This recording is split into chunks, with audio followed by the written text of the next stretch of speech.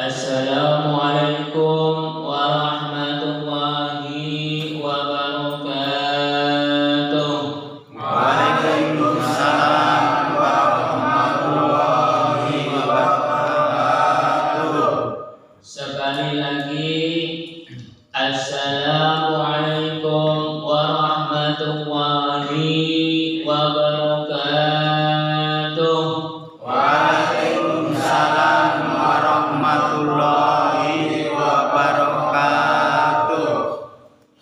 Alhamdulillah, alhamdulillahilladzi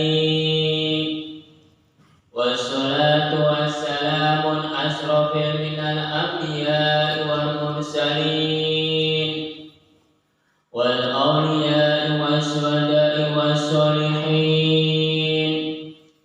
Inna Allaha wa malaikatahu yusalluna 'alan nabi. Ya ayyuhalladzina amanu sallu 'alaihi wa sallimu taslima. Allahumma sholli 'ala sayyidina Muhammad wa ala ali sayyidina Muhammad. Amma ba'du. Para bapak dan para saudara-saudara yang saya hormati, puji syukur alhamdulillah, Allah telah melimpahkan rahmatnya dan hidayahnya kepada kita semua, dikasih kesehatan dan umur panjang sehingga kita bisa berkumpul, bertatap muka atau bermuajahah pada malam hari ini. Marilah kita bersama-sama bersolawat serta salam kepada junjungan Nabi kita Muhammad sallallahu alaihi wasallam. Marilah kita tingkatkan keimanan kita, ketakwaan kita kepada Allah Subhanahu wa ta'ala. Marilah kita bersama-sama belajar pengaosan pada malam hari ini. Minggu yang lalu udah nyampe ke surat Al-Ma'un ayat 1. Sekarang dilanjutkan ke surat Al-Ma'un ayat 2. Para jamaah udah paham belum di dalam surat Al-Ma'un ayat 2? Belum. Sekali lagi, para jamaah udah paham belum di dalam surat Al-Ma'un ayat 2? Belum. Marilah kita bersama-sama belajar di dalam kitab, di dalam surat, di dalam ayat, lalu dilanjutkan di dalam harokat, lalu huruf, lalu tafsir. Marilah kita bersama-sama, semua hidup di dalam dunia ini, semuanya belajar. Manusia hidup di dalam dunia ini tidak ada yang pintar, tidak ada yang pandai di dalam dunia ini. Karena manusia ada yang pandai, pasti ada kekurangan. Manusia ada yang pintar, pasti ada kekurangan. Jadi manusia hidup di dalam dunia ini semuanya belajar.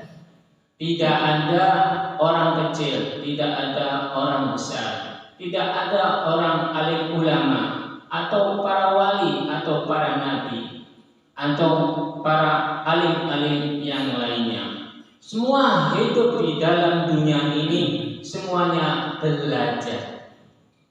Jadi marilah kita bersama-sama Di dalam pengawasan malam hari ini, marilah kita belajar di dalam surat, di dalam ayat, di dalam kitab. Karena manusia itu harus ada tuntunannya. Tuntunan manusia itu yang utama, yaitu agama. Manusia itu harus mempunyai agama. Karena agama itu yang menunjukkan baik atau buruknya perbuatan-perbuatan manusia di dalam dunia. Kalau agama itu mempunyai pedoman, yaitu sebuah kitab, khususnya orang Islam, kitabnya yaitu Al-Quran. Jadi marilah kita bersama-sama memegang kitab Al-Quran itu sebagai penopang, sebagai petunjuk jalan kehidupan di dalam dunia ini untuk kita semua, untuk orang Islam dan untuk orang-orang yang mau menganutnya. Bismillahirrahmanirrahim. Dengan nama Allah yang Maha Pemurah lagi Maha Penyayang. Fadzalika allazi yad'ul yatim. Itulah orang yang menolak hak anak yatim. Jadi fadzalika allazi yad'ul yatim. Itulah orang yang menolak anak yatim. Maksudnya, orang-orang yang menolak anak yatim itu berarti manusia itu tidak menjalankan amanat-amanat utusan-utusan Gusti Allah. Karena seluruh nabi yang ada di dalam dunia ini semua memesankan terhadap umat manusia, yaitu fakir miskin, anak yatim, atau orang-orang yang tidak mampu. Itu harus dibantu, harus dipelihara anak yatim itu. Karena anak yatim itu tinggalan amanat-amanat dari seorang nabi. Anak yatim itu untuk dipelihara terhadap orang-orang yang mampu, orang-orang yang berminat. Karena anak yatim itu titipan-titipan dari Gusti Allah untuk dipelihara, untuk dikasihi, untuk disayangi terhadap kita semua kalau yang berminat, kalau yang mampu.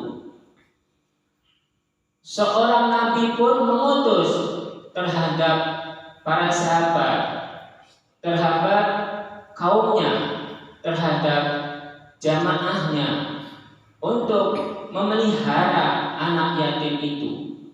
Bila ada seseorang yang menolak memelihara anak yatim itu, berarti manusia itu telah ingkar, telah tidak menepati janji-janji yang diikuti oleh Kanjeng Nabi, lalu diturunkan ke umatnya, ke kaumnya, kaum dan pengikutnya.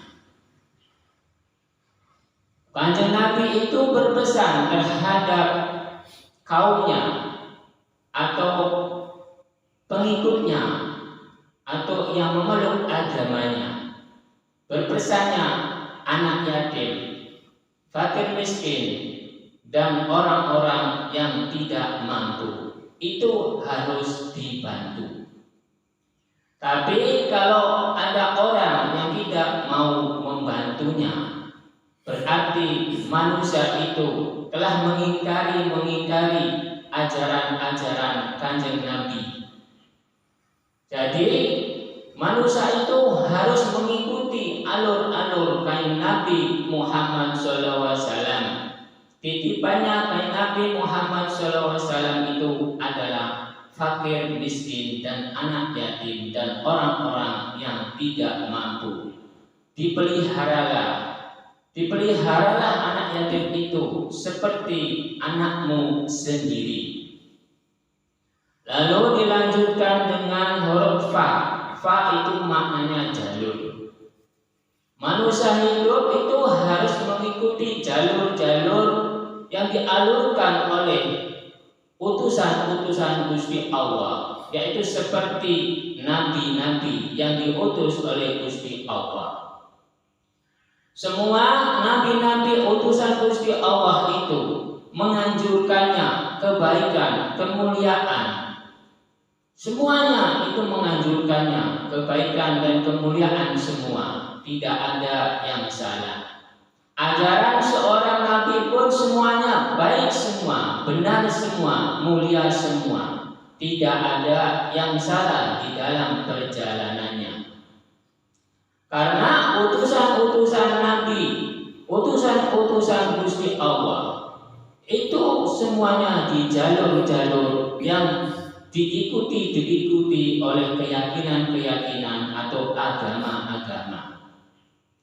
Gusti Allah mengutus seorang nabi, lalu nabi mengutus seorang para aulia, para sahabat, para alim ulama, dan para yang lainnya. Semuanya diutus oleh kanjeng Nabi.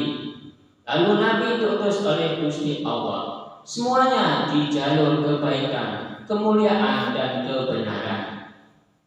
Jadi manusia itu harus mengikuti huruf fa. Fa itu maknanya jalur. Jadi manusia hidup di dalam dunia ini harus mengikuti jalur-jalur yang dianjurkan oleh nabi-nabi yang kita anut. Karena nabi-nabi di dalam dunia ini jumlahnya 25 nabi yang diketahui. Padahal nabi-nabi itu banyak. Cuma yang diketahui itu ada 25 nabi. Kalau utusan-utusan Gusti Allah itu dipastikan di dalam kebenaran, karena dipilih oleh Gusti Allah. Kalau dipilih oleh Gusti Allah atau dipilih oleh Sang Pencipta, berarti itu manusia itu di dalam kebenaran. Lalu dilanjutkan dengan dal satu alif, dal jabar da satu alif, ing perjalanan hati ing manusianya. Semuanya hidup di dalam dunia ini, perjalanan-perjalanan di dalam dunia ini, semuanya tergantung umat manusianya, ing dalam hatinya, ing dalam pikirannya, ing dalam perjalanannya. Karena manusia hidup itu pasti ada ing dalam hatinya, ing dalam pikirannya, ing dalam perjalanannya. Karena manusia hidup itu butuh berjalan kalau mau berubah. Kalau manusia hidup itu tidak mau berubah, tidak mau berjalan, itu tidak akan bisa keinginan-keinginannya tercapai atau cita-citanya tercapai. Kalau manusianya itu berdiam diri. Karena dal zabar za satu alif, ing perjalanan hati ing manusianya ajroba saking dati Gusti Allah. Jadi ing dalam hati datnya ini harus ing perjalanannya yaitu ke Gusti Allah. Lalu ing pikirannya itu harus ke Gusti Allah, supaya ing perjalanannya, perbuatannya itu baik, bagus, benar, mulia ing perjalanannya. Lalu dilanjutkan dengan lam jareli, maknanya lingkaran. Jadi manusia hidup di dalam dunia ini, di dalam lingkaran alam dunia. Jadi manusianya tergantung memilihnya yang mana, yang baik atau yang buruk. Semuanya dipasrahkan terhadap umat manusia. Gusti Allah tinggal memenuhi atau memberkahi atau menuruti keinginan-keinginan umat manusianya yang telah diciptakan oleh Gusti Allah di dalam lingkaran manusia. Kebutuhan-kebutuhan umat manusia itu selalu yang paling banyak. Makhluk-makhluk Gusti Allah itu yang mempunyai keinginan-keinginan yang paling banyak itu yaitu umat manusia. Makhluk-makhluk yang lain itu hanya sekedar keinginannya. Kalau makhluk namanya binatang, cuman sekedar makan. Kalau makhluk namanya tumbuh-tumbuhan, keinginan cuman hidup.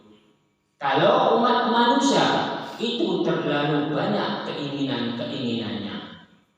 Umat manusia itu terlalu banyak keinginan-keinginannya. Kalau udah tercapai umat manusia itu keinginannya, entar ada lagi yang keinginannya lagi, yang diinginkannya lagi. Itu udah kodrat manusia. Kalau saya keinginan ini udah tercapai, lalu saya entar begini. Kalau udah dituruti oleh Gusti Allah, entar robahlah, entar lupahlah dengan ucapan-ucapan inggirinya dengan Gusti Allah. Lalailah umat manusia itu kalau udah dituruti keinginannya. Kebanyakan umat manusia kalau mempunyai cita-cita, mempunyai keinginan, umat manusia itu permohonannya giat, permohonannya cepat, permohonannya tekun, lalu tawakal, lalu takwa.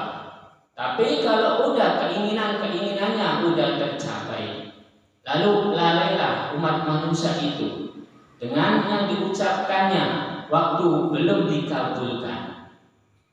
Itu udah kodratnya manusia di dalam dunia. Karena umat manusia itu semuanya di dalam lingkaran nafsu, lingkaran keinginan, lingkaran hawa nafsu, lingkaran amarah, lingkaran cita-cita. Semuanya di dalam lingkaran. Kalau umat manusia itu semuanya menginginkan sesuatu yang paling tinggi. Kalau udah dikasih yang paling tinggi, minta lagi yang paling tertinggi. Kalau udah dikasih yang paling tertinggi, minta lagi yang tertinggi lagi.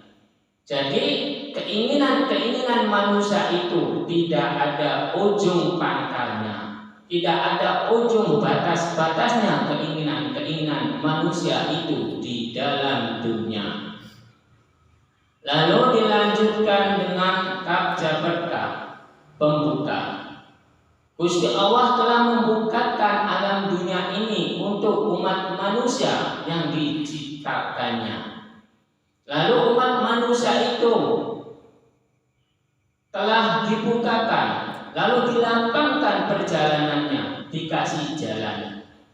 Itu tergantung umat manusianya memilihnya jalan yang mana. Jalan yang baik atau jalan yang buruk. Bab rezeki, pembuka rezeki, lalu dilapangkan rezeki terhadap umat manusia itu. Itu tergantung umat manusianya memilihnya rezekinya yang mana, yang baik atau yang tidak baik. Itu semuanya diserahkan terhadap umat manusia. Karena Gusti Allah telah membukakan seluruh umat manusia memilihnya yang mana, baik atau yang buruk. Semua turunan-turunan Nabi Adam alaihi salam dipasrahi oleh Gusti Allah di dalam dunia. Lalu disuruh milih mana yang baik, mana yang buruk. Semuanya dikabulkan semua oleh Gusti Allah. Tidak ada yang tidak dikabulkan. Cuma perbedaannya waktu-waktu yang ditentukannya. Lalu dilanjutkan dengan lam tasjid jabar lah ing perjalanan jalan. Tadi manusia hidup itu harus ada perjalanannya. Kalau udah dikasih perjalanannya, lalu entar ada jalan. Kalau manusia hidup berdiam diri, tidak ada jalan. Kalau manusia hidup itu ing perjalanannya bergerak, pasti entar ada jalan dengan cara apapun. Jadi manusia hidup di dalam dunia itu harus ing perjalanannya, yaitu jalan. Karena manusia hidup itu semuanya butuh jalan. Manusia hidup itu semuanya butuh berjalan. Jadi manusia hidup di dalam dunia itu harus ing perjalanannya, yaitu bergerak ing dirinya, ing dalam hatinya, ing dalam pikirannya, ing dalam laku lampahnya. Lalu entar ada jalan. Karena jalan-jalan rezeki atau jalan-jalan yang lain itu harus berbuat, harus bergerak. Entar manusia itu dikasih jalan oleh Gusti Allah. Kalau manusianya hidup itu berdiam diri, tidak bermohon, tidak bergerak, entar Gusti Allah itu tidak mengasih jalan terhadap ing manusianya. Karena manusia itu harus bermohon bila ingin dikasih oleh Gusti Allah. Kalau Gusti Allah itu harus manusianya bermohon terhadap Gusti Allah, lalu entar dikasih oleh Gusti Allah. Cuman perbedaannya waktu-waktu yang ditentukannya. Karena permohonan-permohonan umat manusia itu didengar oleh Gusti Allah. Karena dan Gusti Allah itu adanya ing dalam hati umat manusia itu yang paling dalam, yaitu hati nurani. Dan Allah itu ada ing diri manusia. Jadi selalu ing diri manusia itu ada dan Gusti Allah. Dan Gusti Allah itu dimiliki oleh umat manusia waktu Nabi Adam melakukan memakan buah khuldi, lalu dihentaklah ke Nabi Adam itu. Lalu dan Gusti Allah itulah dan Gusti Allah mula-mula berdiam diri terhadap umat manusia atau ke Nabi Adam alaihi salam untuk benteng-benteng umat manusia dan turunan-turunan dari Nabi Adam alaihi salam. Jadi permohonan-permohonan umat manusia itu semuanya pasti didengar oleh Gusti Allah. Cuman perbedaannya waktu-waktu yang ditentukan oleh Gusti Allah. Jadi manusia itu harus ing perjalanannya, yaitu jalan. Umat manusia itu harus bergerak, harus berjalan, lalu Gusti Allah mengasih jalan. Karena umat manusia itu harus ada permohonannya, lalu harus ada perjalanannya, lalu Gusti Allah entar mengasih jalan terhadap umat manusia. Lalu dilanjutkan zal jaredi ing dalam pedomani manusane. Ing dalam pedoman manusane, yaitu umat manusia itu keyakinannya ke siapa, atau ke Allah, atau yang lain. Itu tergantung umat manusianya memilihnya memedomi ke Allah, atau memedomi agama apa, atau memedomi keyakinan-keyakinan apa. Itu tergantung umat manusianya. Bila umat manusia ingin selamat dunia dan akhirat, manusia itu harus mempunyai pegangan, yaitu agama, lalu keyakinan, lalu pedoman. Kalau manusia itu mudah memegang agama, keyakinan, pedoman, insya Allah manusia itu ing dalam perjalanannya itu pasti baik, bagus, benar, mulia ing perjalanannya. Karena tahu baik buruknya yang buruk ini, yang benar ini. Karena mempunyai agama, mempunyai keyakinan, mempunyai pedoman. Bila manusia itu menginginkannya selamat dunia dan akhirat. Lalu dilanjutkan dengan ya mati Gusti Allah gawe alam maksar. Gusti Allah membuat alam maksar ini itu untuk perkumpulan-perkumpulan umat manusia, perkumpulan-perkumpulan makhluk-makhluk yang telah diciptakannya di dalam dunia.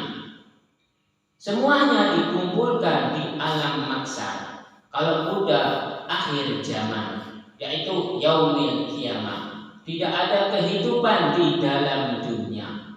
Lalu alam kubur itu dibangkitkan semua yang udah mati, lalu dikumpulkan di alam maksar. Jadi Gusti Allah membuat alam maksar itu buat perkumpulan-perkumpulan makhluk-makhluknya yang telah diciptakannya, yaitu manusia dan makhluk-makhluk yang lainnya, dikumpulkannya di alam maksar. Lalu dilanjutkan di alam pertimbangan, lalu surga neraka. Itu kalau udah akhir zaman, yaitu kalau udah kiamat kubro, tidak ada kehidupan di dalam dunia. Lalu dilanjutkan ya Jabariyah, perjalanan manusia ini. Bila seseorang menginginkannya selamat dunia dan akhirat. Jadi manusia ing dalam dunia, ing dalam perjalanan-perjalanan di dalam dunia ini harus perbuatannya baik, bagus, benar, mulia ing perjalanannya. Karena perbuatan baik, perbuatan bagus, perbuatan mulia entar dikenang sepanjang masa. Contohnya seorang nabi, contohnya seorang para aulia, contohnya seorang para wali, contohnya seorang para alim-alim ulama yang terdahulu. Semuanya dikenang oleh seluruh masyarakat yang menganutnya agamanya. Karena bila seseorang perbuatannya baik, bagus, benar, mulia ing perjalanannya, entar manusia itu mengenang selalu sepanjang masa. Contoh yang mudah saja, seluruh nabi itu dikenang oleh seluruh umat manusia. Contoh lagi, seorang wali atau para syekh atau para habib atau para aulia, semuanya dikenang oleh seluruh umat manusia yang mengikutinya. Itu semuanya di dalam perjalanan manusia itu harus baik, bagus, benar, mulia ing perjalanannya. Bila menginginkannya dikenang sepanjang masa. Karena orang mati juga bisa menolong orang hidup dengan kemuliaan, dengan kebaikan, dengan kebenaran di dalam perjalanannya. Lalu para nabi atau para aulia atau para alim ulama atau para wali itu perbuatannya baik, bagus, benar, mulia, lalu dikasih faedah oleh Gusti Allah, kemuliaan terhadap dirinya, lalu bisa menolong orang-orang hidup di sekitar pekuburannya. Lalu umat manusia itu berusaha di dalam lingkungan-lingkungan pekuburannya, lingkungan-lingkungan kuburan para wali, semuanya berusaha. Karena para wali, para aulia, atau para habib, atau para alim ulama, semuanya dikasih kemuliaan oleh Gusti Allah. Lalu faedah, barokah itu yang mendapatkannya para wali, tapi diturunkannya terhadap pengikutnya, terhadap lingkungannya, terhadap daerahnya. Orang mati lingkungan pun bisa menghidupi orang di sekitarnya dengan faidahnya, dengan barokahnya, dengan kemuliaannya. Karena banyak pengunjung-pengunjung, banyak yang berziarah di situ. Entar sekitarnya, lingkungan itu, entar berjualan. Lalu ada yang berjualan apapun di sekitar itu, berarti bisa menghidupi lingkungan, bisa menghidupi di daerahnya. Karena telah mendapatkan kemuliaan-kemuliaan dari Gusti Allah. Seorang wali bisa menurunkan faidah kemuliaan terhadap turunan-turunannya, terhadap lingkungannya, terhadap daerahnya. Karena seorang wali itu mendapatkan kemuliaan dari Gusti Allah. Karena perbuatannya baik, bagus, benar, mulia in perjalanannya, lalu dikenang oleh seluruh umat manusia yang ada di dalam dunia ini. Lalu banyak yang berziarah. Lalu umat manusia itu ada yang berusaha, ada yang berziarah dari daerah-daerah yang lain, yang berjualan atau berusaha di daerah lingkungannya itu. Semuanya dikasih rezeki. Berarti karomah-karomah atau faidah-faidah atau kemuliaan-kemuliaan itu bisa menolong orang hidup di sekitarnya. Jangan salah menafsirkan, karena orang mati itu aslinya tidak bisa apa-apa. Cuman yang hidup itu perjalanannya sepanjang masa. Karena perjalanan sepanjang masa itu perbuatannya baik, bagus, benar, mulia, lalu dikenang oleh seluruh umat manusia. Lalu seluruh umat manusia itu berbondong-bondong datang ke tempatnya. Jadi seorang wali itu bisa menghidupi lingkungannya, bisa menghidupi daerahnya di sekitarnya. Karena bisa mendatangkan orang-orang. Jadi di lingkungannya bisa berusaha, di lingkungannya bisa berjualan. Itu contoh seorang wali. Lalu contoh yang kedua, yaitu ada sebuah benda, yaitu sebuah batu yang dimuliakan oleh Gusti Allah. Derajatnya ditinggikan oleh Gusti Allah. Lalu manusia itu meyakini, memedomi, mengimani tentang batu itu. Karena batu itu mendapatkan derajat-derajat ditinggikan oleh Gusti Allah, dimuliakan Gusti Allah. Bila suatu daerah, suatu negara, bila tidak ada batu itu, negara itu tidak ada wibawanya, tidak ada kesuburan-kesuburannya, karena batu itu dimuliakan oleh Gusti Allah, batu itu ditinggikan derajatnya oleh Gusti Allah. Jadi batu itu bisa menghidupi lingkungan di situ, bisa menghidupkan seluruh lingkungan-lingkungan di daerah-daerah atau negara itu. Karena batu itu sudah dikasih derajatnya, ditinggikan oleh Gusti Allah. Jadi batu itu bisa meninggikan derajat negaranya, bisa meninggikan derajat lingkungannya. Karena batu itu sudah dimuliakan, sudah ditinggikan, sudah dikasih derajat oleh Gusti Allah. Karena batu itu bisa jadi sumber kehidupan-kehidupan di dalam lingkungan, di dalam daerah, di dalam negara itu. Bila negara itu tidak ada batu, batu itu batu Ka'bah.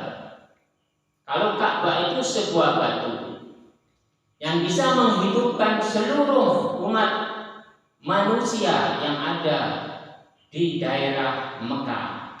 atau di lingkungan sekitar Ka'bah. Ka'bah itu sebuah batu yang ditinggikan derajatnya oleh Gusti Allah. Bila suatu negara, bila tidak ada batu itu, negara itu, entar negara itu tidak ada wibawanya, karena negara Mekah atau di sekitar itu yang bisa meninggikan derajatnya itu adalah sebuah Ka'bah. Ka'bah itu sebuah magnet untuk semua orang menepati rukun-rukun Islam di seluruh dunia. Jadi umat manusia itu bila ingin menepati rukun-rukun Islam harus berziarah ke Kanjeng Nabi Muhammad SAW, lalu ke Ka'bah. Daerah Timur Tengah itu yang ditinggikan derajatnya, yang ditinggikan negaranya, yaitu di Timur Tengah, yaitu di Mekah dan Madinah. Kalau di Madinah itu ada Kanjeng Nabi Muhammad SAW, kalau di Mekah adanya Ka'bah. Jadi suatu negara, suatu daerah itu bisa dihidupkan oleh sebuah batu. Karena batu itu sudah ditinggikan derajatnya oleh Gusti Allah, sudah dimuliakan oleh Gusti Allah untuk bisa menghidupkan di lingkungan itu. Karena lingkungan itu dulunya tandus dan gersang. Lalu didirikanlah Ka'bah. Lalu subur makmurlah di daerah Mekah itu karena Ka'bah. Ka'bah itu didirikan oleh seorang nabi. Lalu dimuliakan oleh Gusti Allah. Lalu bisa menghidupkan seluruh anak cucu nabi-nabi di sekitar situ. Jadi semua turunan-turunan yang ada di Timur Tengah itu semuanya mendapatkan faidah-faidah dari batu Ka'bah itu. Karena batu Ka'bah itu bisa menghidupkan, bisa menyuburkan di sekitarnya. Karena batu itu didirikan, lalu batu itu ditinggikan derajatnya oleh Gusti Allah. Lalu seluruh umat manusia, seluruh umat muslim berbondong-bondong untuk menepati rukun-rukun Islam, berdatangan terhadap Mekah atau terhadap Ka'bah. Semuanya berbondong-bondong. Jadi umat manusia itu jangan salah menafsirkan. Kalau Gusti Allah telah menghendaki, telah meridhoi biidznillah, semuanya dengan izin Allah, semuanya bisa. Sebuah batu bisa menghidupkan di daerah itu, lingkungan itu, daerah itu. Bila daerah, lingkungan, negara itu tidak ada Ka'bah, entar daerah itu tidak berwibawa. Lalu dilanjutkan dengan dal pasitu ing dalam pendirian. Jadi ing dalam pendirian itu tergantung umat manusianya, keyakinannya yang mana.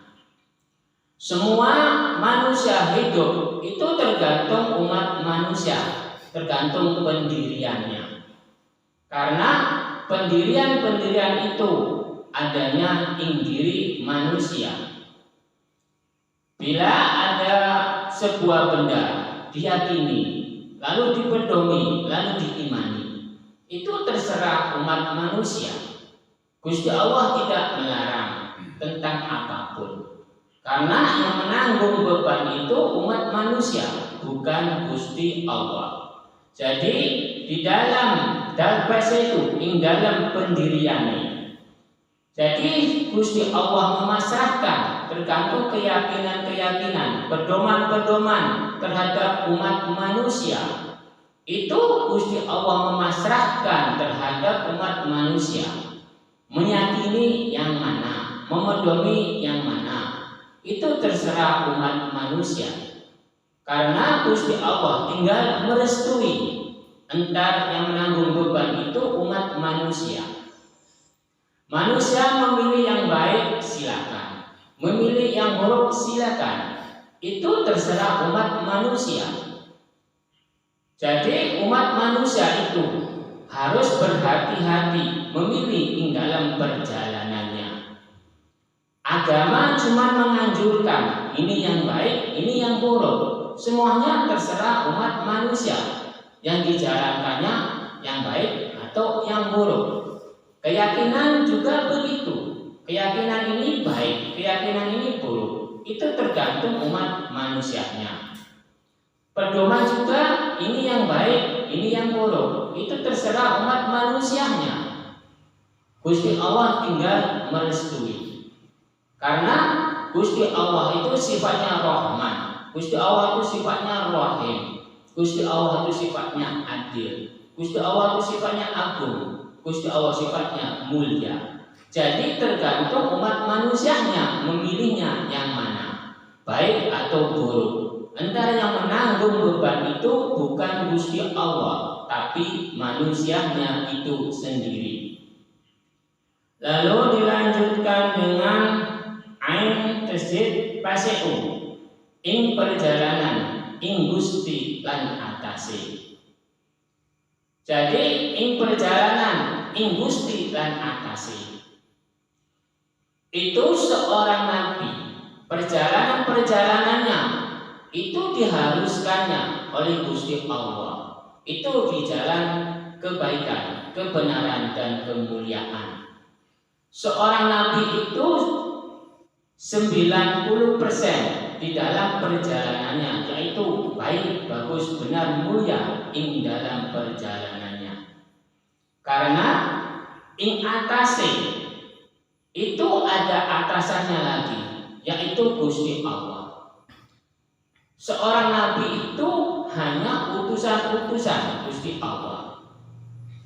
Jadi ing Gusti lan atase itu seorang nabi dan Gusti Allah. Jadi nabi-nabi yang diutus oleh Gusti Allah, nabi-nabi yang diutus oleh Gusti Allah, semuanya diutus, tapi mempunyai atasan, yaitu Gusti Allah. Semua nabi itu baik utusannya.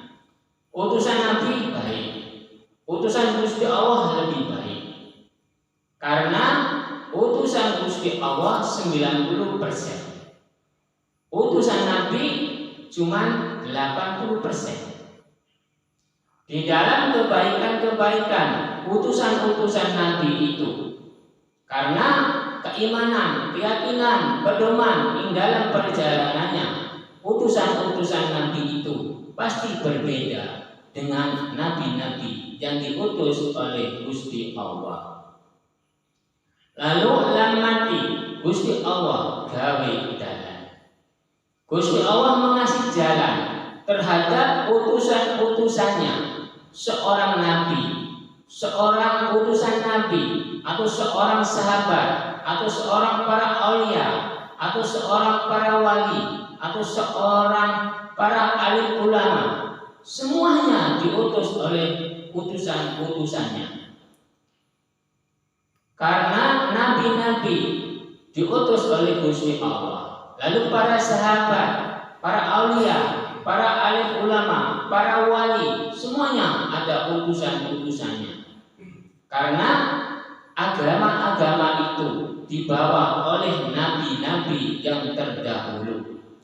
Kita semua ini hanya mengikuti, hanya memegang ilmu-ilmunya, perjalanannya, buat kita diambil, buat contoh di dalam hidup kita. Perjalanan Nabi begini, kita harus mengikuti begini. Perjalanan ilmu-ilmu Nabi begini-begini. Lalu kita semua harus mengikuti ilmu-ilmu Nabi begini-begini. Semuanya Nabi-Nabi itu mengajarkannya baik, bagus, benar, mulia semuanya di dalam perjalanannya. Karena Gusti Allah sudah mengasih jalan terhadap umat manusia di dalam lam mati Gusti Allah gawe dalan. Lalu dilanjutkan dengan ya jabar ya perjalanan menusane.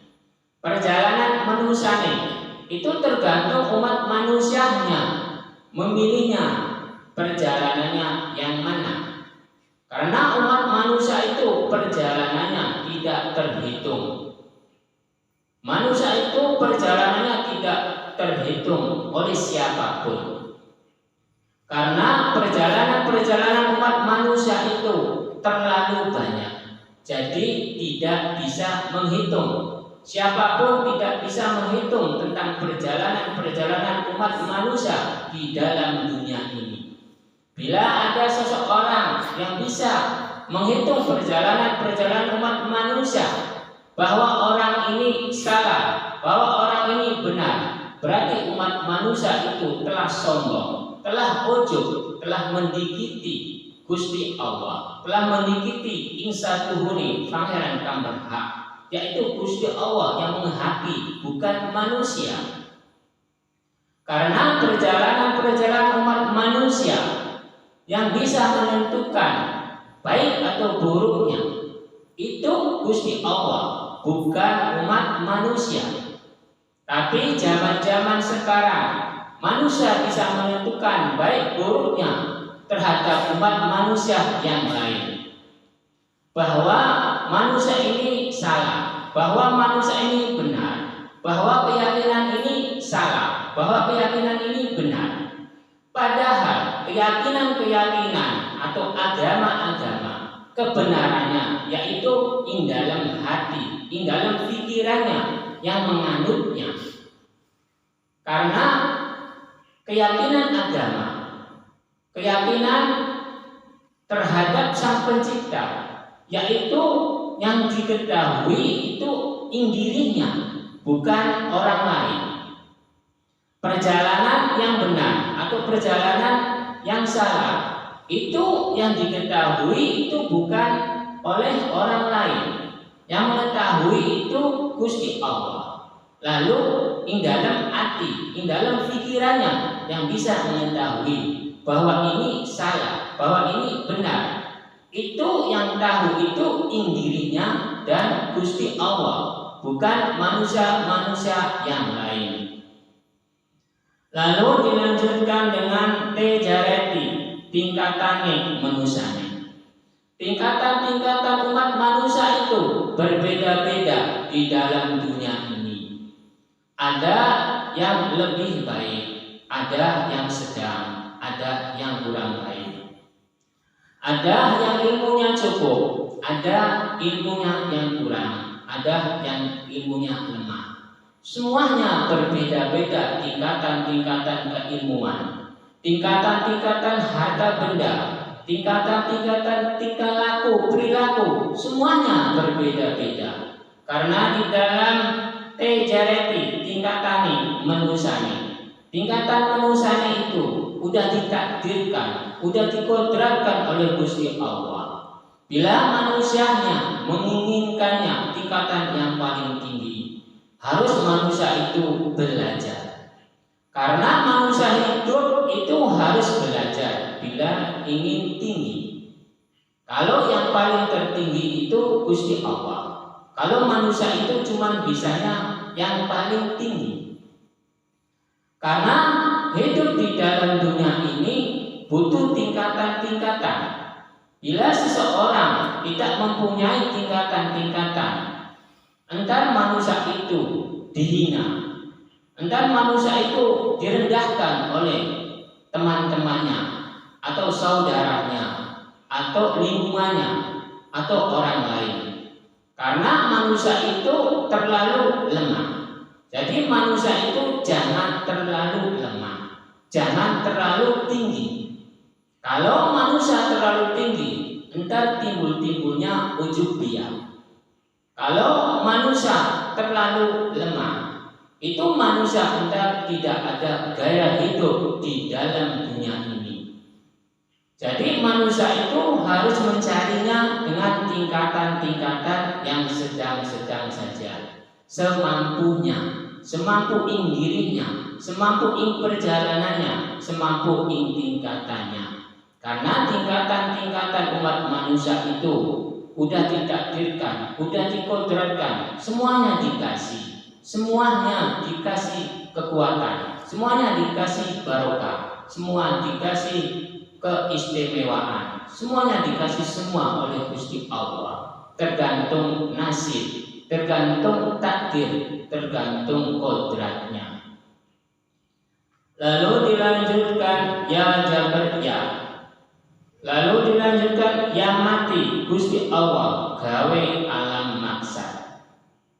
Jadi Gusti Allah gawe alam maksad itu untuk umat manusia yang ada di dalam dunia. Kalau udah kiamat kubro, kalau udah akhir zaman, semuanya dikumpulkan di alam maksad. Saya khususnya orang Islam, saya menganutnya ke Nabi Muhammad SAW. Ikutilah ilmunya, ikutilah perjalanannya, ikutilah tingkah lakunya. Sifat kain Nabi Muhammad SAW mengatakan, lakum dinukum waliyati, agamamu, agamamu, agama saya, agama saya. Berarti kain Nabi Muhammad SAW itu tidak merasa pintar, tidak merasa benar, tidak merasa suci. Karena di dalam lakum dinukum waliyatin, agamamu, agamamu, agama saya, agama saya. Itu silakan kembangkan agama kamu untuk umatmu, untuk pengikutmu, kembangkanlah. Wahai orang-orang Yahudi. Lalu untuk saya sendiri, saya kembangkan untuk agama saya sendiri. Saya kembangkan untuk umatku sendiri. Jadi sama-sama mengembangkan. Dengan la'alakum tattaqun, ing perjalanan tujuan Yesus tattaqun kalawan takun saking Gusti Allah. Jadi semuanya diserahkan di dalam ketekunan, di dalam tujuan terhadap Sang Pencipta atau Gusti Allah. Menjawablah maknanya Muhammad. Saya sebagai pengikut kain Nabi Muhammad SAW, saya mengikuti, mengimani, meyakini apa-apa yang dilakukan oleh kain Nabi Muhammad SAW. Kain Nabi Muhammad SAW berpesan terhadap kaumnya, terhadap umatnya untuk mengasihi, untuk menyayangi anak yatim atau orang-orang miskin atau orang-orang yang tidak mampu. Karena di dalam fadzalikal ladzi yad'ul yatim, itulah orang yang menolak anak yatim. Bila ada seseorang menolak anak yatim untuk dibantu, entar manusia itu entar kena imbasnya, entar kena pembalasannya. Karena pesanan-pesanan kain Nabi Muhammad SAW itu terhadap anak yatim, terhadap orang miskin, terhadap orang-orang yang tidak mampu. Cukup sekian saja pengawasan malam hari ini. Mudah-mudahan ada barokahnya, ada faedahnya. Bismillahirrahmanirrahim. Allahumma shalli wa sallim ala sayyidina wa habibina wa syafiina wa qaribina wa nurina wa Muhammad wa sallim wa tabaraka wa ta'ala bi rasul asma'in. Bismillahirrahmanirrahim. Alhamdulillahi rabbil alamin. Hamdan wa fidhan majidan ya Allahumma salli wa sallim wa barik ala sayyidina Muhammad sallallahu alaihi wa jami'il ahwal wal afat wa qina tajmal hajat wa lana jami'il syi'at wa ta'ala bi andaka ala darajat wa tubarikum sulqadan fil hayat. Allahumma inni as'aluka wajibati rahmatika fil qadimat bi qurbi wajhika jannati wa nazika hisab. واغفر لنا ولوالدينا ربيانا صغيرا ولجميع المسلمين والمسلمات والمؤمنين والمؤمنات الأحياء منهم والأموات. اللهم إنا نسألك سلامة في الدين والدنيا والآخرة وأمنا في الجسد وزيادة في العلم وبركة في الرزق ونبأ قبل الموت ورحمة عند مرتبة الموت. اللهم أهدنا في شجرة الموت وأجرنا من الحساب. ربنا لا تزغ قلوبنا بعد إذ هديتنا وهب لنا إنك أنت الوهاب. ربنا آتنا في الدنيا حسنة وفي الآخرة حسنة وقنا عذاب النار. ربنا تقبل منا إنك أنت إنك التواب الرحيم. وخصوصا pada jemaah wa umurina wa salamati berarti beristillah wa umurina wa salamati berarti beristillah wa umurina wa salamati berarti beristillah wa sallallahu ala sayyidina Muhammad wa ala alihi wa sallam. Subhana rabbika rabbil izzati amma yasifun wa salamun ala mursalin. Al-Fatihah. A'udzu billahi minasyaitonir rajim. Bismillahirrahmanirrahim.